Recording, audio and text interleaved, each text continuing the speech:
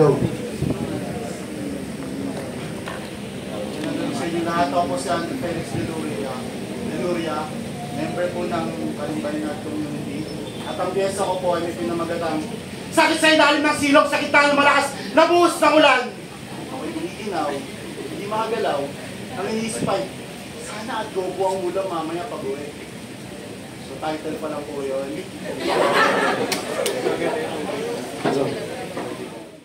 30 minuto bago mag-alas 9, biglang buhos ng ulan habang tayo naghihintay na masasakyan jeep. Pipip! Malakas na busina ng mga lumang sasakyan talsik ng naibong tubig sa sinirang kalsada. Sigaw ng mga magabong nagtrabaho para kinatang sa mutsari mga problemang hinihinga. Yung mga kanina pang pagod, nag-aantay, sabik ng umuwi sa kanilang mga pamilya mas nag-reflect ka ba sa akin? 3 sentimetro ang ating pagitan, malamig ang gabi, ginawang tayo at nais kong iabot sa iyo ang paborito kong jacket. Baka, sana, maalala mo na sabay natin itong binili sa Divisoria at nangako tayo sa isa't isa na kung sakaling mandamig ka o mandamig ako, sakaling mandamig ka o mandamig ako, ang sabi mo, hindi natin nahanapin ang init sa iba.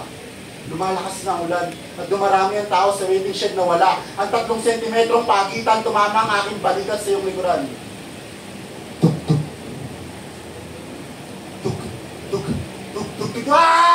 Sa tagal natin hindi nag-usap, ano nang sasabihin ko, kamusta? Bakit hindi ka nagre-reply sa mga text sa tawag ko? Hindi ba naka-register yung SIM card mo? Wala ka bang load?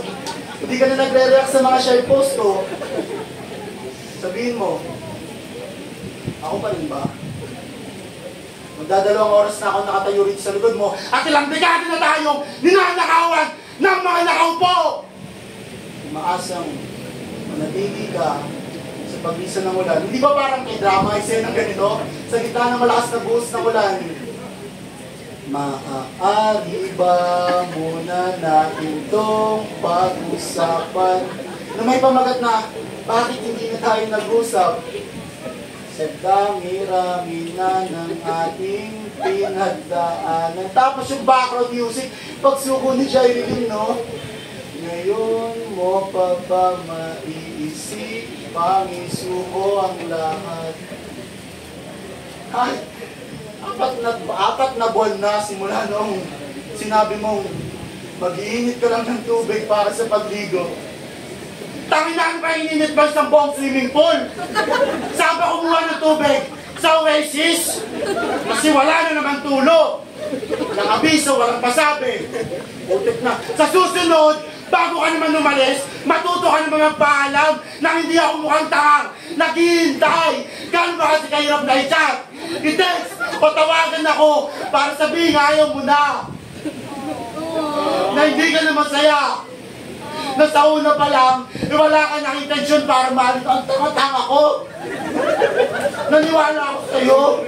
Alam ko namang, nakakausap mo lang ako dahil may tindahan kami ng siomay eh. Hindi ka na nga nagbabayad, inubos pa yung chili garlic namin. Kapal ng mukha mo. Alam mo ba kung gaano kamahal ang presyo ng bilihin, ha? Taki ng bawang yung piso malaki ng kodi sa kalamansi ang puta. Mas malaki pa rin ang utang ng Pilipinas, pre. Pero ano magagawa ko? Dito handa talaga ang pag-ibig. Umasa ako sa'yo. Isa tayo. Naniwala akong love mo ako. Ayaw. Subalit, isa palang maling akala. Gaya na, akala ko dati, masamang tao lamang ang binaparil sa ulo. Di pala. Pati pala mga naglalakad, estudyante, bumibili, ama, na kapatid, kaibigan, mini, mani mo.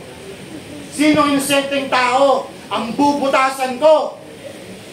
Ang ama bang nagtatrabaho ng sobra sa 8 oras at hindi na umabot sa ikasyam?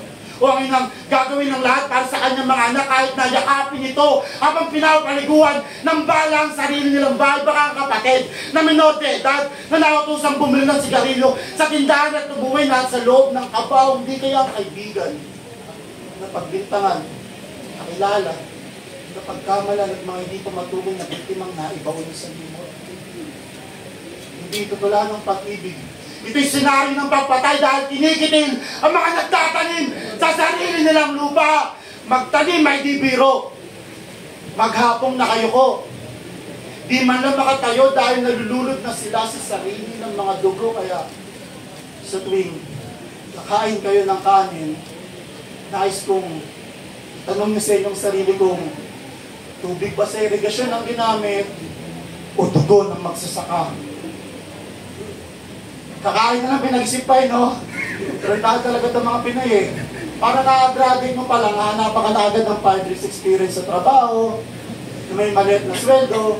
Tangin, nanghirap kayo ng college life. Sobrang hirap ng college life.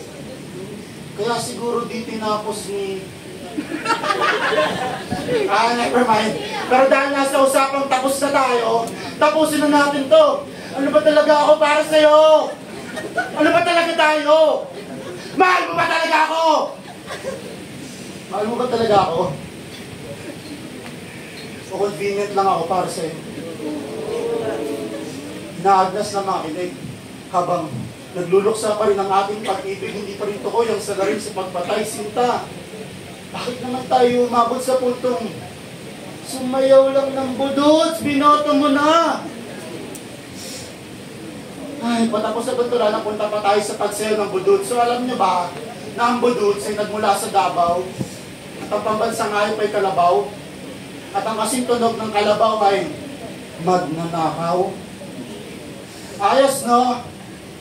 Niloloko ka rin ng paulit-ulit, binabalikan mo pa rin. Hindi ganun kasi kadali eh. Hindi ganun kadaling kalimutan ng alaala ng tayo. Hindi ito nakukuha sa isang pagtulog o sa sandamakmak na pag-iyak o sa daan-daang piyesang naisulat ko tungkol sa'yo. Hindi kadaling maging alipin ng iyong mundo. Bakit naman kasi galit ka sa nabibenta ng laban pero sa kaluluwa hindi? Dimandaan para sa bulok na sistema. Dimandaan kapalit bulok na sistema. Dimandaan para sa bulok na sistema. Dimandaan kapalit bulok na sistema. O isang araw, mabalitaan mo kung nakandun sa kalsada kasama ang libo-libong sinasabing ng laban daw. Di kaya mawala. Ilang araw makalipas ay matagpuan sa creek. Malutang-lutang at wala ng buhay. Ganun ba kahirap maganap ng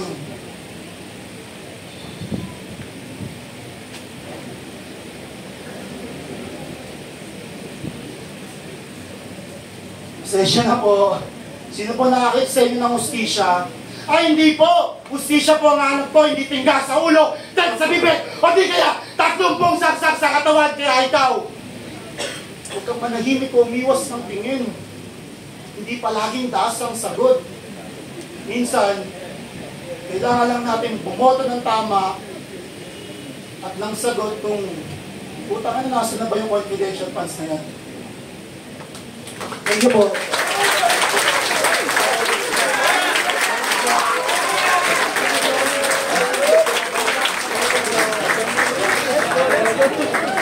Dapat maganda.